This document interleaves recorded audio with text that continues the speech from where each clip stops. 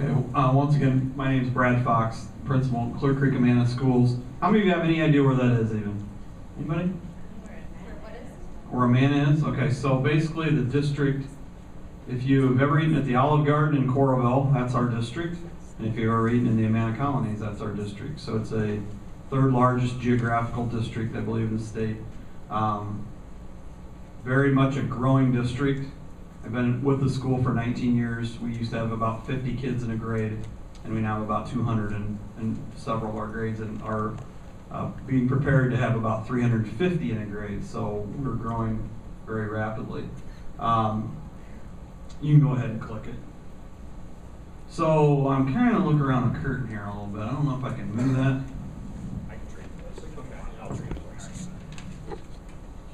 So everything both of these guys talked about, unfortunately, we deal with in schools, sometimes on a daily basis. The internet has changed everything. It's a game changer as far as I'm concerned. And I'll kind of get into some of those things that have happened in terms of how the internet is a good tool, but also can be a really bad thing sometimes as well. So you can see that's kind of where I've been. I say, you're like, hopefully you don't think I'm like 60 years old. But I put 46 years in schools because I grew up with a father who's a teacher and a coach. So really, since I can remember, I've been in school. I used to steal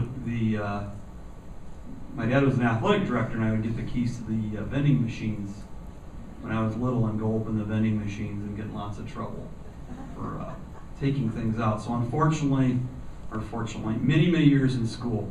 The last 19 years I've been at Creek-Amana. Previous to that, I was in a high school, Center Point, Urbana, which is a school north of Cedar Rapids. Go ahead and flip it. So here I'm going to tell you a story first. My father was a very poor man and actually had a father who was an alcoholic and a brother who died in prison. So kind of have an interesting perspective because my dad ended up being a teacher, and some of you remember the movie Coach, or the TV show Coach, if you remember that. That character in that show, his name was Hayden Fox. And Hayden represents, who do you think Hayden represented for that name? Hayden Fry. Fox represented my father, which is kind of an interesting story that we didn't know until the producer, writer of that show went to high school with my dad. And I'm telling you that because my dad would have never been anything probably in his life had it not been for a teacher and coach who reached out to him when he was in the 7th grade and knew that he had some athletic ability. So he purchased some football shoes for him because he wasn't going to play football because he didn't have any shoes. And that led to being probably the best football player in the state when he was in high school his senior year, and had scholarship offers to basically everywhere you can think of in the Midwest from a guy that really wasn't going to go anywhere, and like I said, had everyone else in his family was pretty much a failure, unfortunately. So when you ask the question, one thing he taught me was when you're a teacher or a coach, you really can't be very good at your job if that student you're working with is not safe and not in a good environment. And to me, as a teacher and a coach or a principal or whatever, unless that student in your school feels comfortable and safe, they're not going to do very well in school. And I think that's boiling everything down to a very simple statement. If you don't have relationships and positive relationships within your school, whether it's the teacher to student or student to student or whatever, you're going to have some issues. And so when I ask the question, when you ask the question, you better be prepared to deal with the answer. The question really is something along the lines, are you safe? I ask kids that a lot. If a kid's having a hard time, I really get into that personal, try to push on them a little bit. Behaviors at school usually are an outcome of something else that's going on. It's, most kids don't come to school every day and say, I'm going to really tick the principal off today. I'm going to see what I can do. Okay, there's usually other circumstances that are causing them. Go ahead and change it. So when you ask that question, you have to be prepared for the answer, and I'll get into that here in a little bit better. So, who do schools need to engage with? And I don't know the school systems around here very well, although I know some of the officials here. Just by chance, the principal at the middle school at Clinton went to the same high school that I went to. So I've literally known him my whole life. My dad was one of his teachers and coaches. And ironically, Mr. Grugan, who was the principal before Mr. Boyd, moved into the school district where I'm at Clear Creek, and I have his grandkids. So he and I actually have lunch every once in a while, just because he likes to talk about school things, even though he's retired. He wants to stay connected. So anyway, number one, I think, is trying to get to know every student, and that is becoming more and more challenging as our school district gets bigger, trying to know all 441 kids. But I think that's really important. You need to get to know every single student. Parents, working with parents to me is really not difficult. There are difficult parents, but I personally have found if you do what you say you're going to do, and you have a relationship that's built on trust and honesty, and you share both the good and the bad, that usually that relationship can be pretty good, even in some of the most not so positive experiences. So you have to engage with the parents. You have to engage with the community, and what I mean by that is be out there, be present, be available, be servant. I really believe in being a servant leader. I feel like as a school, watching my father, the way he did his job was you're there to serve people to a certain degree. I mean, you're in a people business and trying to be available. That means being at activities, getting to know the community. Our community's interesting because we have what I would say is kind of that North Liberty, Tiffin, Coralville part of our community, and then as you move to the west, you go into more rural areas like Oxford and Cosgrove and probably towns you haven't heard of. But in the Amana colonies, it's kind of another little different world. I actually live in the Amana area. And then the local department, the police. I mean, I cannot tell you that I really have felt through my whole career that it's really important to have a positive relationship with the police and engage with them. I hear stories of schools that don't have a good relationship with the police, and I don't get it. I don't understand how that happens. But to me, you need to have an open door policy with the police. The first 13 years that I was at Creek-Amana, our middle school was located in Amana, which is in Iowa County. So I spent a lot of time working with the Iowa County Sheriff's Department at that point. About 5-6 years ago, we moved into the building we're in now, which is in Tiffin. That's in Johnson County. So I work a lot with the Johnson County Sheriff's Department right now. They're in our school sometimes daily. They pull up, they walk our school, they talk to our kids, they talk to our teachers. It's just a thing they do, and I can't tell you how much I appreciate that. They're nice people. They're not looking for trouble. They're basically coming in just to be around the kids and kind of get to know everyone.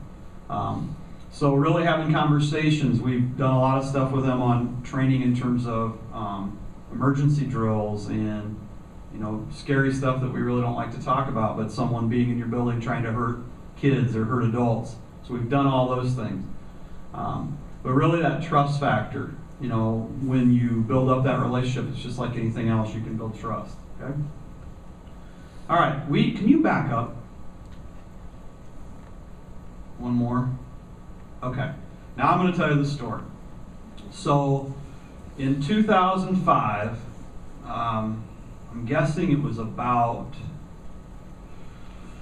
it was probably late May, early June. I can't remember when we got out of school that year, but sometime around the end of May. I had a young lady who was a 6th grader who had exhibited some behaviors that weren't very normal in our school. She was stealing a lot. And she and her family had moved in. We didn't know a whole lot about them. But pretty quickly on, she started stealing. And in our school, which I'm proud of, we have 441 kids, and we have about 3 lockers that have locks on them. They don't lock. They have locks. They don't use them because we, for the most part, have an environment where people don't take things from each other. We have every kid has their own computer, 90% of them have their own cell phone, and knock on wood, we don't deal with theft very much. Okay, so it's a good environment. So when things start coming up missing at about the same time that you have a new student, it's not too hard to figure out who's doing it. Okay, so I knew this young lady was stealing, and I caught her several times, and we usually were able to recover the things, whatever. Well, I got into a real habit with her of just trying to get inside. She was very tough, did not want to let me inside of her life. And so I repeatedly would ask her, she's safe. And she would always say, yeah, I'm safe, you know, on she would go. Well, when I say you need to be prepared, one particular day, she had been in trouble for stealing, and I had her in my office, and she was crying, and I had gotten upset with her about it, and I just said, you know, what the heck is going on? You know, you come in here, you're taking stuff. If you need something, I'll give it to you. You tell me what you need. If you need money, I will give you money. If you need whatever. I said, what's going on? Are you safe? And she said, I think my mom's boyfriend's going to kill my mom. And I said, what? And she said, I'm pretty sure that my mom's boyfriend's going to kill my mom. And I said, okay, what can you tell me? And she said, well, he's already hit her over the head with a metal pipe and tried to drag her into Kent Park and throw her in the water and drown her. And at that point, I knew I was in for something very interesting. I had no idea where this journey was going at this point. So at that point, and this was, I believe, a Thursday, and it was 9 o'clock in the morning. She had stolen something the day before. So I'm like, okay, now I need to figure out what the heck I'm going to do, because this is over my head. So called, tried to get a hold of a person that I normally dealt with through the Johnson County Sheriff's Department. We're in Iowa County at this time, I want you to know. But I had a relationship with this gentleman at Johnson County, and I wanted to go to him first, because I trusted him and I knew he would know what the right thing to do was next. So I tried to call him, couldn't get him. Tried to call him, didn't get him. Finally, later that afternoon, I was in a meeting, and he called me back, and I told him what she had said. And his response was, how's your relationship with her mom? And I said, well, it's okay. We haven't had a lot of history together. But he said, do you think you can get her to come into the school? And I said, I will try. So called her, and first thing I said was something to the effect of, I'm not trying to get into your business here, but I'm concerned based on what your daughter's told me. And she said, wait a second. And I said, okay. And she said, I need just a second. So she took about a minute, which I found out later she was going somewhere else so she could talk to me privately. Then so I said, she said, what are you talking about? And I told her what her daughter had said. And I said, is that true? And she said, yes. And I said, would you be willing to come in and talk to me and a person from the Sheriff's Department about what happened? And she said, yes, I'm scared I'm going to be killed. So we scheduled it for the next morning. She's supposed to come in at 8:30 the next morning, and we're going to have a conversation. And at the time, she wasn't even living in our school district. We see this a lot. She was living in a town close to our school district, but a totally different school district. And they had a local police department. So the sheriff's deputy that I was dealing with said, we need to have the local police there because it's their town. So we invited, he knew the chief of police. We brought the chief of police in from this neighboring town. We're supposed to meet at 8:30. 8:30 comes, she's not there. 9 o'clock comes, she's not there. Okay, 10 o'clock, now we're calling her, and I'm calling her and calling her, thinking, okay, what happened? Her daughter was not there. Okay, at about 10 o'clock, I finally get her to respond. She said, I'm sorry, I'm on my way, I'm coming. Probably 10:30, she comes in. Never forget, she had another daughter that I didn't know she had, which was a little 3-year-old girl, and came into the office, and for the next 6 hours, so it was myself, the deputy from Johnson County, and the local police guy. Within about 30 minutes, the lady threw the local police guy out. I don't want him here. I don't trust him. Boom, he's out. So he left. They asked him to leave, he left. Then for the next 6 hours, she gave her story about what was going on in her life, and what transpired was a trafficking ring, a human trafficking ring. And basically what was happening was they were abducting, luring, whatever you want to say, children, girls, young girls in Minneapolis, and bringing them to Iowa. And they were doing the same thing in Iowa and taking young girls to Milwaukee. And in Milwaukee, they were taking young girls and taking them to Minneapolis. So we were dealing with 3 different states. That it was a ring. It was a trafficking, human trafficking ring. And so here I am as a school principal going, they're talking about murders, and they're talking about things that I'm like, I want to crawl under the desk and, you know, go away at this point, because, you know, I deal with kids that are running in the hall, you know. So what came out of it was, and I'll never forget, I get home that night, and it was a 6-hour interview, basically. We still have 8th grade graduation. It's a tradition, we have it. It was that night. Okay?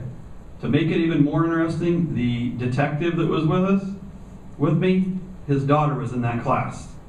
Okay, so he and I spent the whole day together. He happened to be on our school board.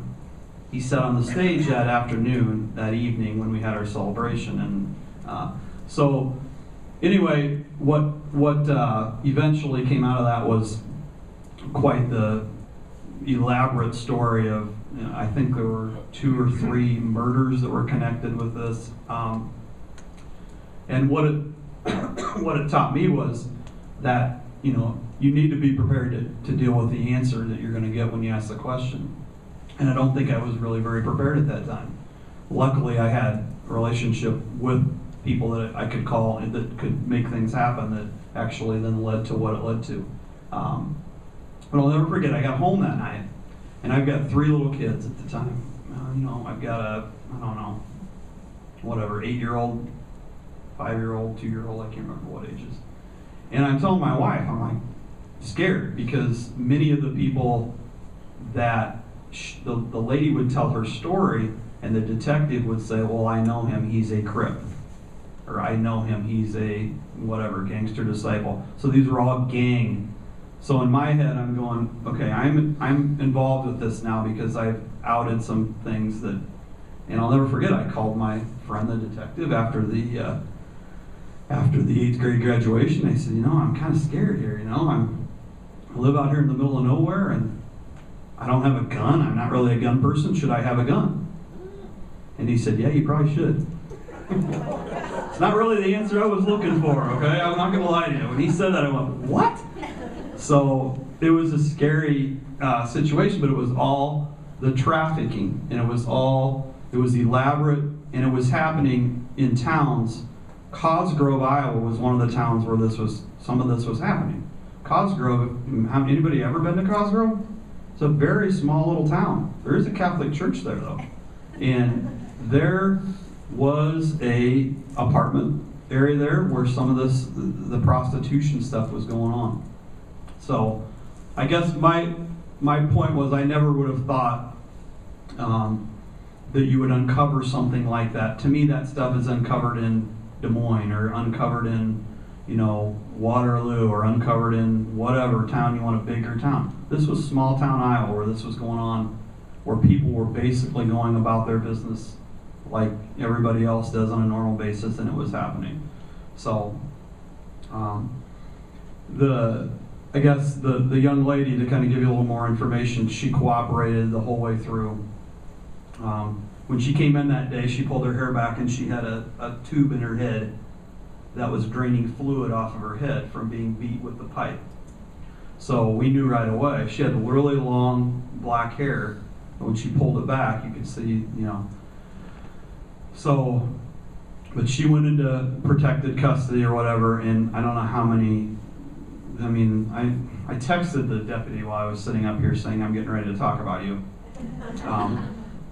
He had incidentally retired from the Johnson County Sheriff's Department this year, and is now a senator for the state of Iowa. He was just voted in, so it's awesome that he's going to do some work, and it really will do a good job in a whole bunch of different areas on behalf of our kids and everything else. So, but yeah, it was something that you don't expect to deal with, and you never forget it.